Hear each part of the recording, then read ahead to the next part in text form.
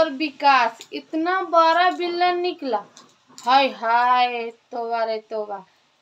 तो गाइस, मैं अपनी ब्लॉग में आप लोग को स्वागत करना चाहती हूँ, क्योंकि विलन इतना बड़ा कैसे बना मैं बताना चाहती हूँ।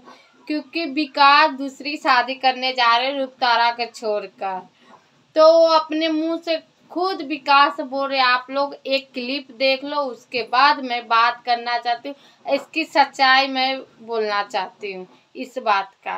अब दूसरा शादी करने आपको हमने जैसे कि बताया, क्योंकि ये बार बार वहाँ जाने के लिए रोती है, बार बार गाती है अपने घर जाने के लिए, तो मजबूरी में हमको दूसरा शादी अब करना पड़ेगा। क्योंकि माँ बाप का भी सेवा के लिए चाहिए ना एक दूगो, है ना। माँ बाप के सेवा ना, इनके सेवा के लिए कोई नहीं है ना, इसीलिए वही तो और आप क्लिप देख को आपको पता चल ही गया गैस कि रुपतारा बार बार बोलती कि मुझे मैका जाना है, मैका जाना।